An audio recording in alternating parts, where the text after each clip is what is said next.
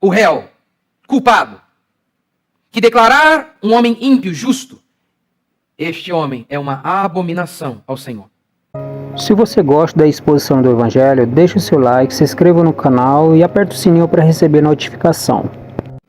A justiça de Deus se revela no Evangelho. Em qualquer religião do mundo, incluindo a falsa fé cristã, Deus salva pessoas boas. E somente pessoas boas. O que nós, cristãos, cremos? Que Deus salva pecadores. Que Jesus veio salvar homens maus. Não foi isso que Jesus Cristo afirmou? Eu vim buscar o perdido. Quando o publicano, ao lado do fariseu, ora, batendo no peito e dizendo, eu sou o pecador, diz o texto, ele desce justificado, declarado justo, salvo. Enquanto que o fariseu ao lado, batia no peito e dizia, eu sou uma bênção, eu sou uma boa pessoa, veja o que eu faço. E o texto bíblico diz que este desceu condenado. A nossa Bíblia anuncia que um bandido, condenado com razão, ao lado da cruz de Jesus Cristo, blasfemava contra o Senhor. Ambos blasfemavam. Mas diz o texto que um deles, nos 45 minutos do segundo tempo, de alguma maneira miraculosa, ele que blasfemava contra Jesus, há poucos instantes, o céu se abre e ele enxerga que Jesus é o Messias. E diz assim, para aquele outro companheiro, que fazia eco à sua blasfêmia, pare! Pare! Nós estamos aqui e merecemos estar aqui. Ele não. Senhor, lembra-te de mim quando vieres no teu reino. E aqui, ele dá um resumo do que é a nossa confissão de fé. Primeiro, ele diz, eu mereço estar aqui, eu sou maligno. Ele não. Ele não tem pecado. E ele faz a afirmação de fé, lembra-te de mim quando vieres no teu reino. O Senhor é o Messias. E Jesus lhe diz, hoje mesmo estarás comigo no paraíso. Entende agora por que Paulo falou? O Evangelho é escândalo para os judeus. Loucura para os gentios. Você acha mesmo que os judeus, naturalmente falando, não possuíam motivos de sobra para se escandalizar no Evangelho? Note isso aqui. Provérbios 17:15. É Deus dizendo, o que justifica o ímpio e o que condena o justo, tanto um como o outro, são abomináveis ao Senhor. Quem declara que o ímpio é justo, o juiz que não punir o réu culpado, que declarar um homem ímpio justo, este homem é uma abominação ao Senhor. No entanto, todos os dias, igrejas verdadeiras, pregadores verdadeiros estão dizendo, o Senhor justifica o ímpio. O Senhor salva homens bons. Você consegue notar a profundidade que é o Evangelho? Dizemos que o justo juiz, que vê todas as coisas, deixou um réu, confesso, sair sem condenação pela porta da frente do tribunal. É isso que nós estamos dizendo. Malaquias diz que o Senhor é tão puro de olhos que não pode nem mesmo ver o mal. Nem mesmo ver o mal. Provérbios 3:32 declara, porque o Senhor abomina o perverso. A palavra que é a raiz da palavra abomina, o significado é odeia mesmo. Odeia. Abominar é isso. O Senhor abomina o homem maligno. No entanto, estamos dizendo que Deus nos salvou e nos amou, sendo nós ainda pecadores, seus inimigos, como diz Paulo em Romanos 5. Como podemos afirmar isso?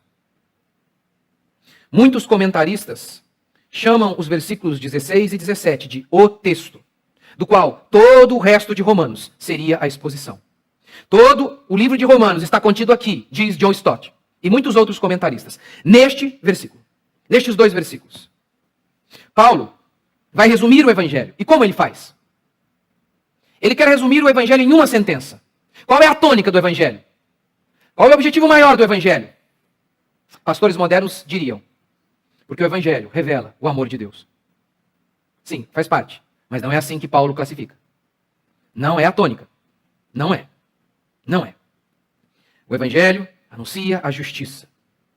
Falar apenas do amor de Deus e colocar isso como centro e esquecer a justiça, como Paulo está falando aqui, torna a mensagem do Evangelho fraca, sem sentido e falsa.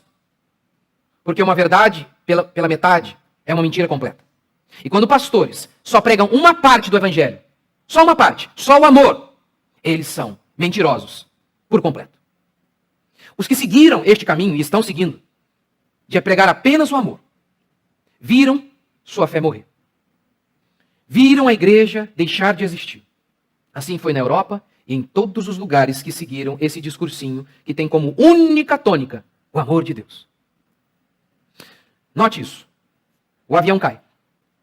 Pastores do amor, que declaram, Deus é amor, ele não tem nada a ver com isso. Ele não é justiça.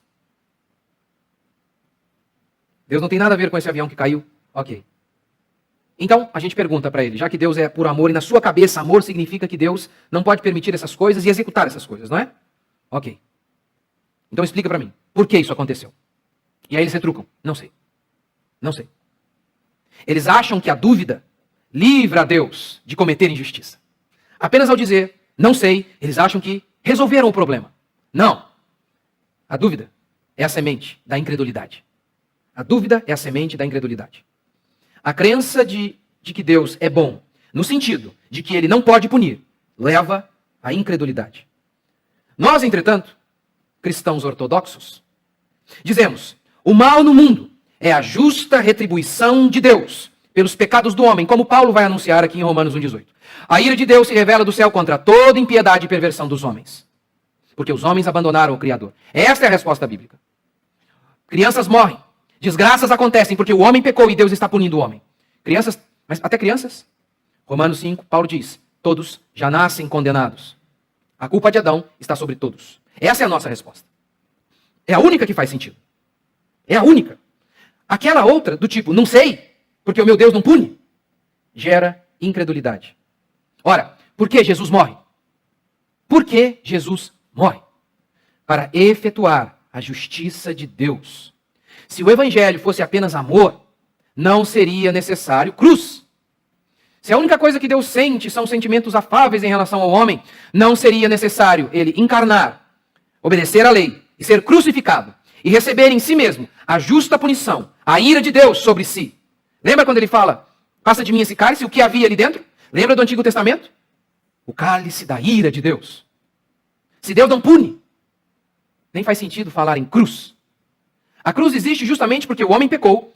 E Deus não pode simplesmente olhar para o réu e falar, ok, havia um crime que foi cometido, mas eu vou fingir que não aconteceu nada, pode ir embora. O evangelho revela a justiça de Deus. Não tem como falar do evangelho sem falar da ira de Deus, da justiça de Deus. A mensagem de salvação do evangelho é a única esperança aos pecadores. É a única resposta que faz sentido. Não é apenas a história de um pai salvando um filho. É, antes de tudo, o milagre de um justo juiz que inocenta um réu de uma maneira que o juiz não é culpado por fazer isso. É um milagre que um juiz pegue um bandido, permita que ele saia pela porta da frente, não o condene, e esse juiz continua sendo justo. É um milagre chamado Evangelho. Evangelho.